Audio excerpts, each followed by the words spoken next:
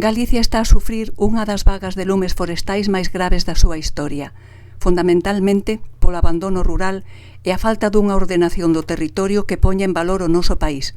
en lugar de apostar por unha industrialización salvaxe baseada na minería, os eucaliptos e as eólicas. Ante esta situación, a Plataforma por un Monte Galego con Futuro convocou unha manifestación en Compostela que tivo unha resposta masiva, 20.000 persoas segundo a Policía Municipal.